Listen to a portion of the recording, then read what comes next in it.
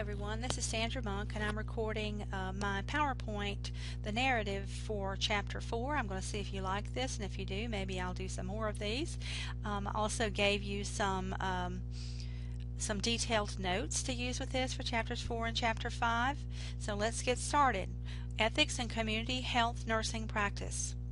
And we're going to talk about a brief history of how ethics has been used in nursing and community health. We're going to talk about the ethical decision-making processes. They're very important in nursing and in community health. We're going to compare and contrast different ethical theories and principles, virtue ethics, ethics of care, and the feminist ethics. Those are all used in ethical decision-making in nursing. And we're going to describe how ethics is a part of the core functions of nursing and community health. In addition, we will analyze the ANA codes of ethics for nursing and the ones for public health, and we're going to apply the ethics of advocacy to nursing and community health. The work of nurses in public health involves a lot of different ethical activities, and nurses struggle with the rights of individuals and families versus the rights of local groups within the community. And these struggles will be reflected in the tensions between respect for autonomy, rights-based ethical theory, and community ethical theory. So let's talk about what some of those are. Rights-based ethical theory refers to what is considered to be the rights of a person or human rights, and in contrast, community-based ethical theory deals with the rights of a population. So remember, in community we're talking more about populations than that of individuals, although individuals make up populations.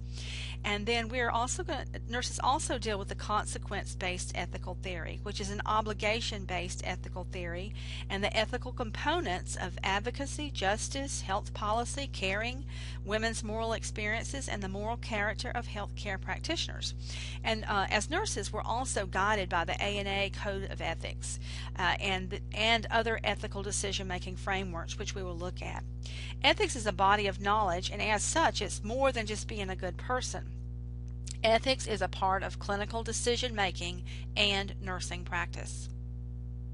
So to begin with, we had the Hippocratic Oath, which was more medical in makeup, and so Florence Nightingale was one of the first nurses who served as a moral leader for community-oriented nurses, and we studied about her a couple of weeks ago, looking at the history of nursing, and she wrote very prolifically about moral values in nursing. And in 1893, the Nightingale Pledge became the first values describing the behaviors for nursing, and I'll post that in D2L also, in addition to a link to the ANA Code of Nursing. The first Code of Ethics was written by Lister Gretter, and in 1950 the Code for Professional Nurses was formally adopted by the ANA.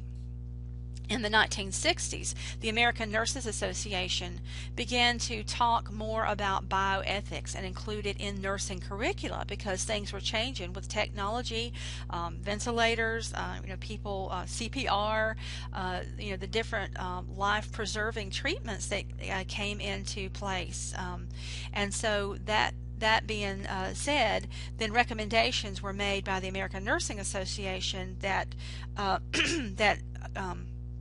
that codes of ethics and bioethics needed to be included in the curricula, and based on such things as the Nuremberg Tribunal, which looked at how we should research should treat people, human beings, when they were doing research based on the experiments that were done in Nazi-occupied Germany, and then the social movements of the 1960s and 1970s, and then in addition to that, the first institution in the United States devoted to the study of bioethics was the Hastings Center, and it's still in practice today, and many people go there for ethics training. It's a very prestigious place to go to get ethical training, and they have seminars and then some ongoing study sessions. In 2001, the Code of Ethics for Nursing with Interpretive Statements was adopted by the ANA, and it's been updated again in 2010 and 2015. And in 2005, the most recent version of the International Code for Nursing was adopted and originally developed in 1953 by the International Council of Nurses. And then in 2008, the ANA published Nursing and Healthcare Ethics, and a legacy and a vision, which assesses historical contributions of nursing scholars in ethics and examines a vision for the future for scholarship in nursing ethics. Ethical decision making is the active component of ethics, and this is written out, is very detailed, written out in your notes. Ethical decision making is making decisions in an orderly process that considers ethical principles, client values, and professional obligation. And in that, we must always address ethnic diversity and growing multiculturalism in our society. And a question, for example, would be, should we withdraw life support from patients for whom mechanical means are no longer preserving life? And so as a note here, I put that nurses would not make this decision on their own. However, nurses would contribute significantly to conversations with family members and to the interdisciplinary team. Ethical decisions may conflict with one another. It's a very important concept because each individual family and culture represent different values, beliefs, and perceptions based on how a problem is to be solved. And so each of us, listening to this narrated PowerPoint, we all have different ideas and different thoughts, and so we each bring our own ethics to this class and to our nursing practice. And if an ethical decision is not reached through one of the frameworks, then a decision can be made on how the problem is solved in similar situations. So that's how courts will decide things, and then we will base decisions sometimes on court cases, such as Karen Ann Quinlan, who was removed from life support, or Terry Shivo, who nutrition and hydration was removed so that she could die naturally. Okay, ethical issues are morally challenging challenges facing our profession, like how should we prepare nursing students to become adequate and competent workforce? And then ethical dilemmas are these puzzling moral problems in which a person, a group, or community can envision morally justified reasons for either taking or not taking a certain course of action. There's usually there can be right or wrong, there can be gray areas. And so an example of that would be how to allocate limited resources to two equally needy populations, such as, do we provide services to frail elderly or provide more resources to women and children in that particular community based on the resources and funds that are available to the public health or community health nurse. So ethical decision-making frameworks, these are your ethical problem-solving plans. And so any of these can be used. Some of them are used more frequently than others, and we'll look at those. But it all involves using problem-solving processes. And it provides guides for making sound ethical decisions that can be morally justified. And you just have to remember, when all is said and done, we each make our own decisions. And some factors affecting this framework or different frameworks is that we have growing multiculturalism in the American society. So it's not about one society or one group of people who have a very unified set of values and beliefs. So each family and each individual must be given individual consideration without a one-size-fits-all prescription for health care. In addition to that, there's moral distress, which are experienced by healthcare workers, such as nurses, if they're subjected to many ethically charged decisions every day. And many of those can be very troubling, and they can lead to moral distress. And that's usually when there's not any resolution, or they see the same thing over and over again.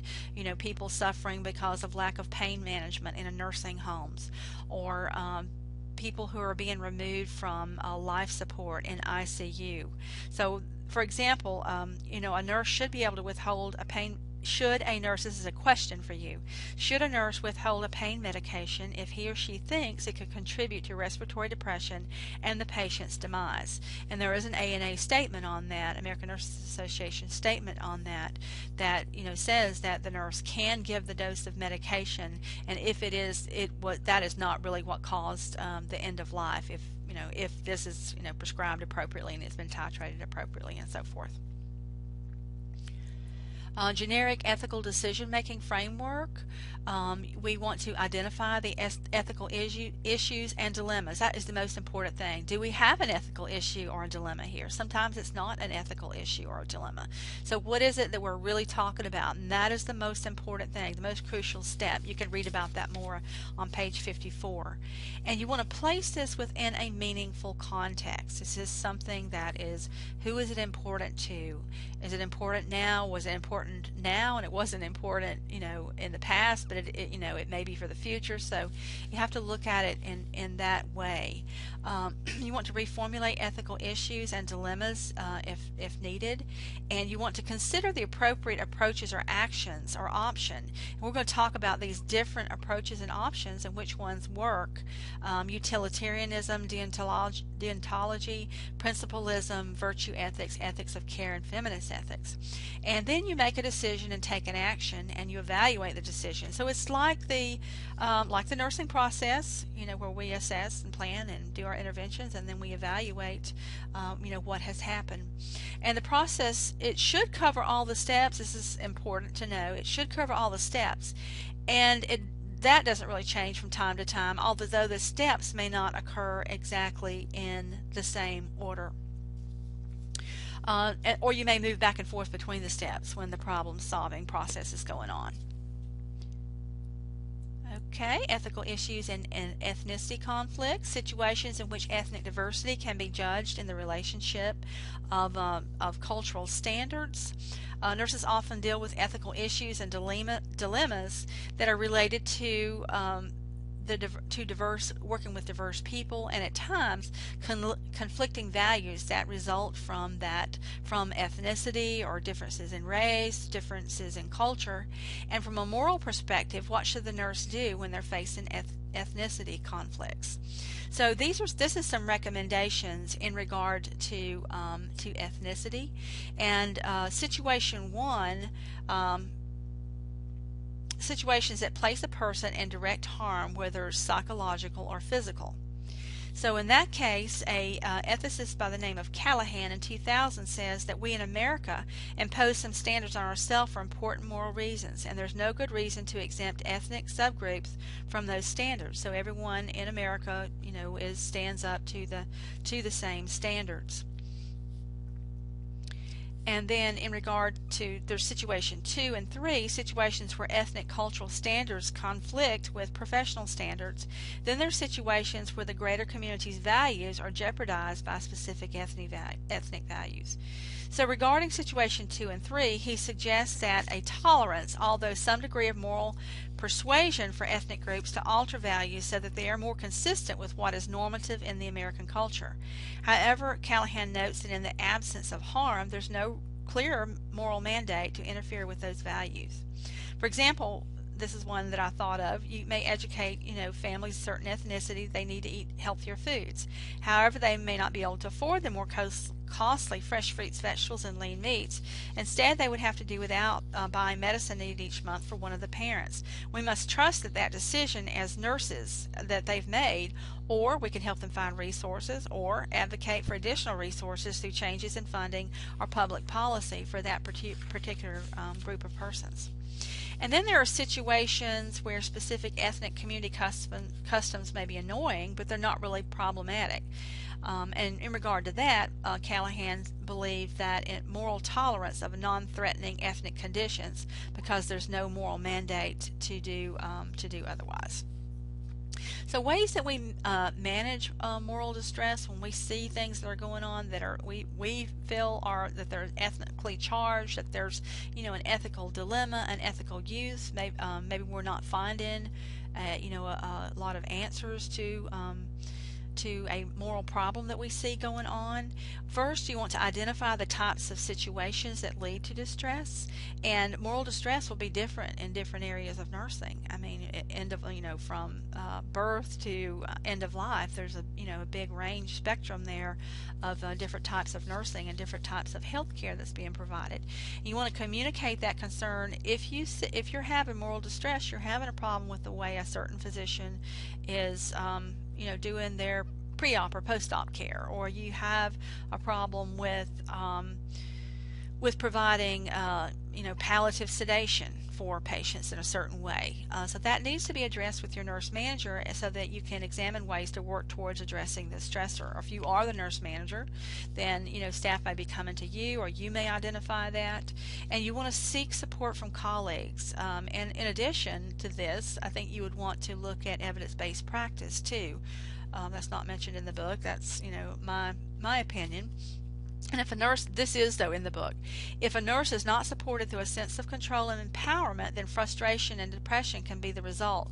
So nurses have a personal responsibility to speak up, and nurse leaders have the responsibility to listen and help resolve moral issues in a clinical setting. Okay, now there were a lot of definitions in the book, so I want you to look at those. I put some page numbers in because I felt these were important. What is ethics? It's a body of knowledge, and it's a study of what is right and wrong in decision making and actions. And then one form of that is consequentialism, and that refers to the right action produces the greatest good and the least harm. Utilitarianism is the end justifies the means. An example of that would be, and so you're thinking about utilitarianism, then you're thinking about the whole family or the whole community is affected. And then deontology is adhering to moral values and rules rather than the consequences, like referring to religion and not referring to the consequences, that is morally all that would explain everything. Principalism is making decisions based on 4 primary goals, and this tends to be one of the more contemporary ways of making decisions. So you would have a moral problem, have an ethical problem, and you would work through it using these different principles. So the first principle is respect for autonomy. Does this respect human dignity, and does respect persons? Non-maleficence, you would do no harm or the least amount of harm. Beneficence is doing good as an obligation if it does not place undue burden on the other or on society. For example, we could provide in-home care for every person who's receiving their family member is taking care of them, but we could not afford that as a society, because for every one person who is in some type of formal setting, there's 4 or 5 more at home. So we couldn't afford that as a society, and we wouldn't even have enough caregivers to even do that. And then distributive or social justice is that fair distribution of benefits for all. Virtue ethics is one of the oldest ethical theories, and what it asks is, what kind of person should I be? Virtues are acquired excellent traits of character that disposes humans to act in accordance with their natural good. It's assuming that all people are naturally good. And examples of virtues include benevolence, compassion, discernment, trustworthiness, integrity, and conscientiousness. Now, caring and ethic of care, it's not just a nursing concept. This is seen in education and justice, social justice, and many different disciplines look at caring and the ethic of care. In fact, the ethic of care came from sociology and also from education, and has been integrated into nursing. So caring and nursing, and ethic of care and feminist ethics, they're all interrelated, and they began to converge and to be developed in nursing literature between the 1980s and 1990s. And this was both inside and outside of nursing. And influential in this prior to nursing were Carol Gilligan, who refuted Kohlberg's theory on spirituality with and moral changes with children. Because all his studies was based on boys, and none of it was based on, and she was working with him on that, on those ethical dilemmas and ethical problem solving with children. And she determined that women, or girls, females, they solved problems relationally, and so she was very influential in that. And Nell Noddings, who is known to education, also has looked at that people are inherently good, and there has to be a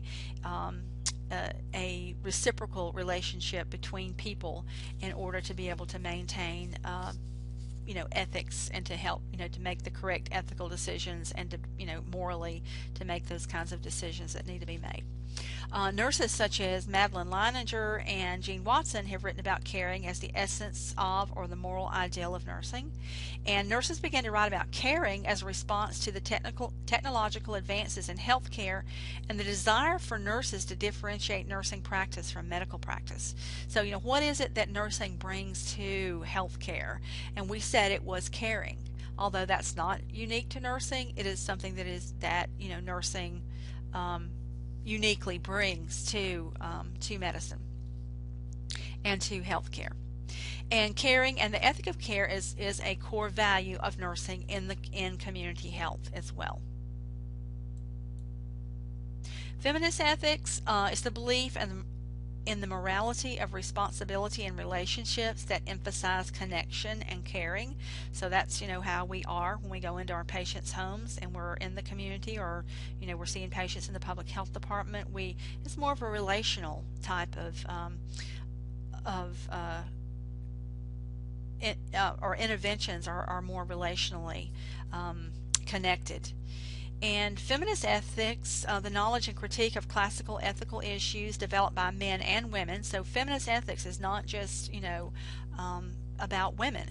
Men can do it too. It's more of a way of being and a way of thinking, and it entails knowledge about the social, cultural, political, economic, environmental, and professional context that may quietly keep people in the margins and overtly oppress women as individuals or within families, groups, communities, or society. So it may not be just women that are being kept silent and we're not hearing the voices and helping all people or groups or families. So it's not just about being women's way of thinking. It is much broader than that. And feminists, both men and women, hold this worldview and advocate for economic, social, and political status for women that is equivalent for those of men, or for all people who is equivalent for that of men. And consequently, feminists reject the devaluing of women and their experiences through systematic oppression based on gender. Ethics and core functions, and we talked about those core functions in chapters 1 and 2 back a couple of weeks ago. And then the assessment, there was assessment, policy development, and assurance are part of the core functions of public health nursing and community health nursing. So in assessment, we want to have competency in research and measurement and analysis techniques through the use of virtue ethics, looking at the moral character and also to do no harm. And as far as policy development, we seek to achieve public good and provide services to others over service to self. And what is ethical is also what is good policy. If of the opinion that if you do the right thing, then that also will be good policy. And then in assurance, all persons should receive essential personal health services. I'm going to talk about that a little bit further. And providers should be competent to provide care and to be available. And the ANA Code of Ethics for nurses with interpretive statements, they emphasize political action as the mechanism to affect social justice and reform, such events as homelessness, violence, and stigmatization of persons in the community. And particular Provisional 9, the Statement 9 of the Provisional Statements, that it addresses the moral standards that delineates nurses' goals and values. It emphasizes political action as the mechanism to affect social justice. And these typically, being an advocate, fighting for social justice, making sure that women and certain populations are not oppressed, it generally falls to public health code of ethics. And public health nurses seem to be more aware of the activism. And in fact, in the Public Health Code of Ethics, it contains 12 statements that address the moral standards that delineate public health values, goals, and obligations. And of those have to do a lot with, I think I have another slide on that. There it is. 12 statements that address moral standards that delineate public health values, goals, and obligations. And as far as advocacy and ethics definitions, codes and standards, let's talk about that a little bit. Advocacy is the act of pleading for are supporting a course of action on behalf of a person, a group, or a community. So if you're at the bedside in a hospital, you certainly would be doing that with your patient who's at with the physicians surrounding the physicians that are making rounds, the hospitalists. You bring up what you believe the patient needs based on your conversation they've had with them, not what you believe, but what seems to be the best, based on nursing judgment and on the requests of the patient. But in the community, you may be doing that for a group or for a community. In fact, more likely to be doing it for a group or community than an individual person, unless you are doing just community-based nursing, which is hospice and home health, and then you're working with the patient and family as a unit of care. Public health nurses have a moral mandate to establish ethical standards when advocating for health policy. They should advocate for the work and empowerment of disenfranchised community members, and they should be aiming to ensure the basic resources and conditions necessary for health are accessible for all. I mean, that is one of the ethical and moral standards of all nursing, but in particular public health nurses, who have the moral mandate to establish ethical standards when advocating for healthcare policy. Here's some other conceptual frameworks for advocacy. Social justice is oriented to the community. It emphasizes shared responsibility and interconnections, and cooperation among individuals in the community. Government involvement is necessary with this, and community well-being is more important than the well-being of the individual. Now, market justice is opposite of that. It is oriented to the person, and the key values are self-determination, self-discipline, self-interest, and personal efforts to achieve one's desired beliefs. And you need both of these in the community, and to focus on individual moral behavior. But in market adjustment, I mean that there is like a blind eye too. It is more oriented to the person, and the belief is that everyone should receive his fair share, and the needs of the society as a whole are ignored. A practical framework for advocacy would include ethical principles, using ethical principles to provide the advocacy. You want to act in the client's, the group's, or community's best interests. Keep in accordance with the client's, group's, or community's wishes and instructions. You want to keep the group or the client properly informed. Carry out instructions with diligence and competence. Act impartially and offer frank, independent advice. Maintain confidentiality, and although the focus is on the individual, it also can apply to groups and communities. For example, when we respond to a person in an emergency situation, and society believes, we as a society believe all persons should be treated equally, and the basic needs such as food, shelter, medical care, and prevention of death should be met. I mean, those are minimals that when we're advocating for our patients and families and communities, that those sort of things are just givens. Advocacy and bioterrorism. As of September 11th, the attack on the United States brought a real frightening awareness to the vulnerability of individuals and groups in our society and the need for advocacy. And so when ethical issues arise with the threat arose through that threat from the aftermath of terrorism. And it can be real difficult to balance the goals of protection of the population and protection of an individual. And many ethicists and individuals would say we have a moral obligation to respond to things such as bioterrorism. And we did respond, and globally it had an impact globally, and an impact on many different laws within this nation as well. Advocacy and healthcare reform. We need to advocate for and reform that includes ethical considerations.